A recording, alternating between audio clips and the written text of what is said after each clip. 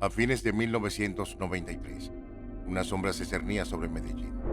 La figura evasiva de Pablo Escobar, el notorio narcotraficante colombiano. A pesar de ser el hombre más buscado en Colombia y de tener a numerosas entidades tras él, desde cárteles rivales hasta el gobierno de los Estados Unidos, Escobar había logrado esquivar de manera impresionante su captura. Sin embargo, su cautela finalmente sucumbió a un error, uno tan monumental que ha dejado a muchos preguntándose qué pudo haber estado pensando durante sus últimas horas. En aquel entonces, todos anhelaban la caída de Pablo Escobar. Los cárteles rivales, las autoridades colombianas e incluso un grupo de civiles con sed de venganza. Pero localizar a Escobar se había vuelto un enigma. Su habilidad para permanecer oculto era legendaria, hasta que cometió un error insólito que le costaría la vida. Apenas 24 horas antes de su muerte, la situación de Escobar era drásticamente distinta. Contrario a la tensa cacería que lo perseguía, estaba celebrando su cumpleaños. No obstante, este no era un festejo similar a los que había tenido durante sus años dorados como el rey de la cocaína. Esta vez, la celebración se vio ensombrecida por la realidad de su estatus de prófugo. Aunque había evadido su captura desde 1983 y había resistido los intentos de extradición a Estados Unidos entre 1983 y 1991, las sombras de sus actos pasados lo perseguían constantemente. Su reinado de terror, que incluyó la muerte de al menos 250 policías de Medellín, el asesinato de destacados políticos colombianos, el secuestro de la hija de un expresidente y la devastadora explosión de un avión en 1989 por un error fatal, lo habían convertido en el enemigo público número uno. Este documental intenta reconstruir esas últimas 24 horas, combinando testimonios policiales, relatos familiares y representaciones mediáticas para pintar un retrato detallado de los momentos finales de una de las figuras más controvertidas de la historia colombiana. Si este análisis sobre la vida y caída de Escobar despierta tu interés, te invitamos a suscribirte para más contenido similar. El imperio de Pablo Escobar se había construido sobre un principio fundamental: soborno o bala. En su apogeo, este principio regente le permitió maniobrar a través de las complejas redes del poder en Colombia. Pero finalmente, las circunstancias lo acorralaron. El gobierno colombiano, bajo la creciente presión internacional y deseando finalizar la saga de Escobar, llegó a un insólito acuerdo con él. En lugar de enfrentar la extradición a los Estados Unidos, Escobar se entregaría y serviría por un tiempo en una prisión colombiana. Pero había un giro sin precedentes, que le permitiría construir su propio centro de detención. Este no sería cualquier penal. Escobar eligió una lujosa cárcel que más bien se asemejaba a una mansión palaciega, dotada de spa, campo deportivo, club nocturno, casino y hasta un zoológico, lejos de la reclusión que uno podría imaginar. Recibió a numerosos visitantes, desde damas hasta celebridades de la talla de Diego Maradona.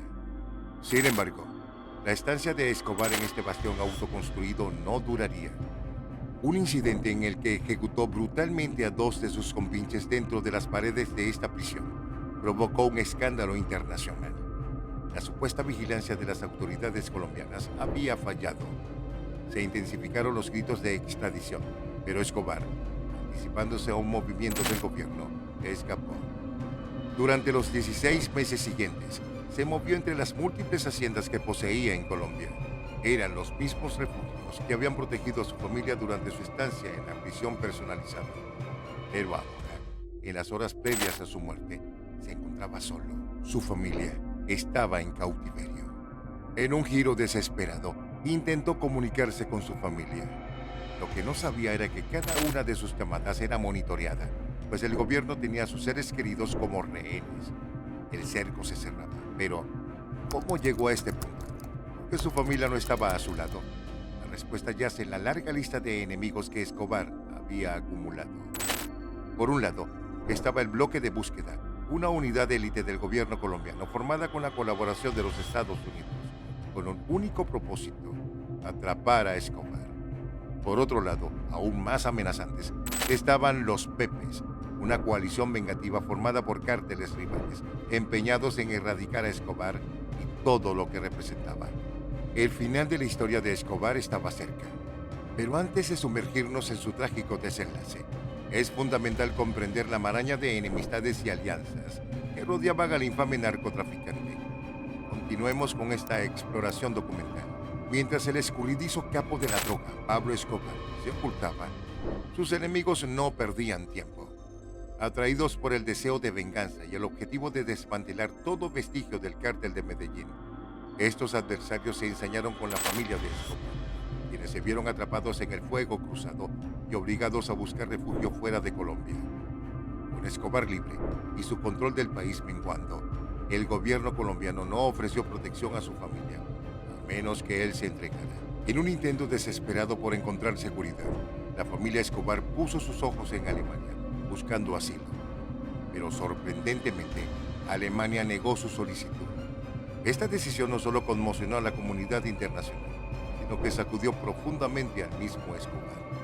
Tan perturbado se sintió, poco antes del final de su vida, organizó la transmisión de una grabación en una estación radial de Medellín, en la que, con un tono cargado de emoción, reprendió al país europeo. En ese mensaje hizo referencia a individuos como el padre nazi del colega y cofundador del cártel de Medellín, Carlos Leder, cuestionando las motivaciones detrás de la negativa alemana. Tras el rechazo de Alemania, la familia de Escobar regresó a manos del gobierno colombiano, quienes en un cambio de táctica decidieron usarlos como cebo para atraer al capo. Esa decisión, sumada a la constante amenaza que cernía sobre su familia, convirtió los últimos días de Escobar en un tormento lleno de ansiedad. La responsabilidad de esta situación, por mucho que algunos intentaran justificarla, caía directamente sobre los hombros de Escobar. El 2 de diciembre de 1993, el aire estaba cargado de tensión. Ese día, Escobar se despertó y fue recibido con un plato de espaguetis preparados por su devota tía. Tras saborear la comida, decidió llamar a su familia, sin sospechar que esa sería la llamada que determinaría su destino. El bloque de búsqueda, creado en 1986 como una fuerza especial anti-Escobar, se enteró de esta comunicación y rápidamente comenzó a triangular la llamada para localizarlo. Originalmente, este grupo fue diseñado como una fuerza incorruptible con el mandato de capturar a Don Pablo. Bajo el liderazgo del coronel Hugo Martínez, estaba compuesto por 200 colombianos que, estratégicamente, no eran nativos de Medellín y se conocían entre sí para minimizar el riesgo de infiltraciones o traiciones. Lo que siguió a esa llamada es un capítulo crucial en la crónica del narcotráfico colombiano, y continuaremos explorando estos eventos en la siguiente sección de este documental. En el corazón de Colombia, la ciudad de Medellín había caído bajo el dominio casi absoluto de un hombre, Pablo Escobar. Durante años, su poder y alcance habían convertido la ciudad en el epicentro de sus operaciones del cártel de Medellín. Para muchos, enfrentarse a Escobar en su territorio era equivalente a una misión suicida. Sin embargo, un hombre estaba dispuesto a desafiar esas probabilidades: el coronel Hugo Martínez. Asumiendo el mando de un contingente especial de 200 hombres, el bloque de búsqueda, su tarea era clara: desmantelar el imperio de Escobar. Pero los primeros 15 días bajo el mando de Martínez fueron una dura demostración del poder de Escobar. En un corto periodo, 30 de los hombres del coronel fueron asesinados por órdenes del narco. Ante tal situación, Escobar intentó emplear su táctica usual: el soborno. No obstante, el coronel Martínez demostró ser un oponente de principios inquebrantables. Al no poder sobornarlo, Escobar elevó la apuesta amenazando a la familia de Martínez. Sin ser disuadido, Martínez continuó con su cruzada, desencadenando una guerra implacable contra el rey de la cocaína. Con el tiempo, y gracias a la persistencia del grupo de trabajo de Martínez, Escobar empezó a sentir el cerco cerrándose. Su cártel de Medellín fue desarticulado pieza por pieza, y la vigilancia electrónica sobre las comunicaciones del capo se volvió sofocante y constante. Pero en las sombras de esta batalla, se rumoreaba la existencia de otro actor. Un grupo clandestino llamado Los Pepes estaba emergiendo como una fuerza determinante en esta lucha. Se decía que tenían un interés particular en Escobar, persiguiendo sin tregua a sus asociados y colaboradores más cercanos. De hecho, fueron las acciones de los Pepes las que motivaron a Escobar a buscar refugio para su familia en Alemania. El ajedrez estratégico entre Escobar, Martínez y los Pepes cambiaría para siempre el paisaje del narcotráfico en Colombia. En nuestro próximo segmento exploraremos la intensidad y las repercusiones de esta triada de poder en la lucha contra el narcotráfico. El final del imperio, la caída de Pablo Escobar. En la constante y sanguinaria guerra contra el narcotráfico en Colombia, la figura de Pablo Escobar emergió como una de las más notorias y poderosas del mundo criminal. Su influencia se extendía desde el cártel de Medellín hasta rincones insospechados del planeta. Pero como toda historia de poder, siempre hay rivales esperando su oportunidad. Los Pepes, un grupo clandestino y vengativo, no eran simples adversarios. Fueron patrocinados por el cártel de Cali, antiguos aliados del propio Escobar, que decidieron darle la espalda.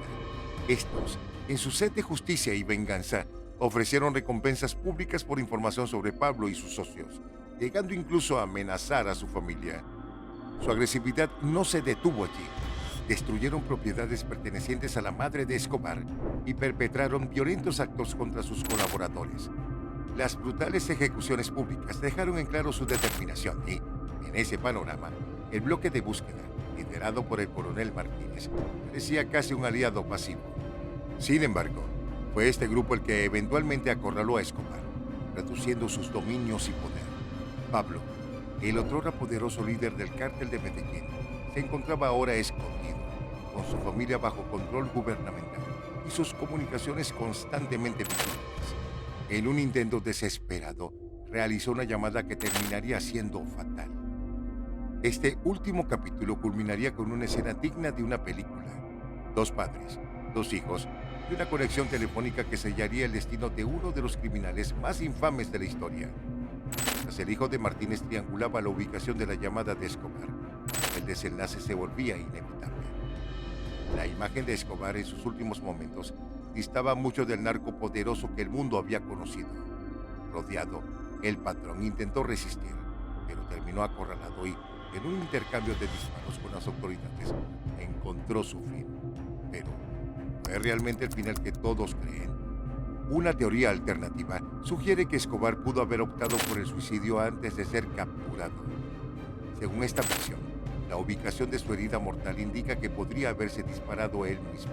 A pesar de que esta teoría proviene principalmente de familiares y allegados que posiblemente busquen proteger su legado, la duda persiste.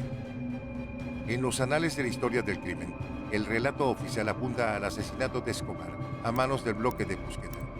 Sin embargo, la controversia en torno a su muerte sigue viva, alimentando teorías y debates sobre el verdadero destino del líder del cártel de Medellín. En el siguiente segmento, examinaremos las pruebas y testimonios que podrían cambiar nuestra percepción de aquel fatídico día.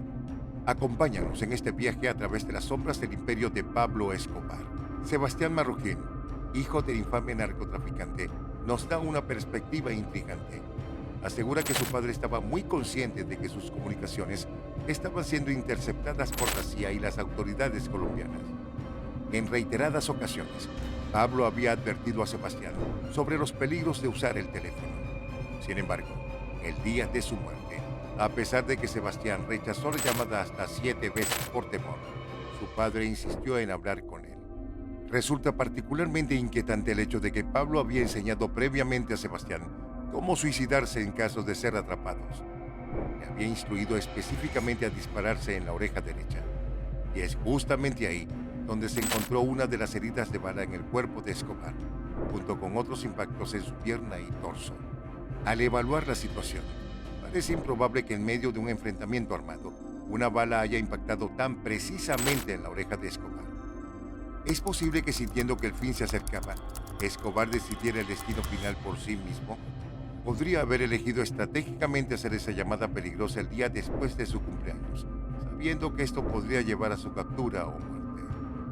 Algunos teorizan que este astuto y a menudo despiadado hombre haya tomado la decisión de sacrificar su vida para proteger a su familia, evitando que sufrieran represalias o se vieran envueltos en la violencia que había definido su vida. La posibilidad de que Pablo Escobar haya optado por morir bajo sus propias condiciones, similar a cómo vivió, es una teoría que no puede ser fácilmente descartada.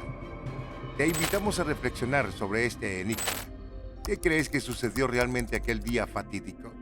Déjanos tu opinión en la sección de comentarios. Y si te ha parecido interesante este análisis, no No olvides darle like, suscribirte a nuestro canal y activar las notificaciones para no perderte más contenidos como este. Hasta la próxima entrega.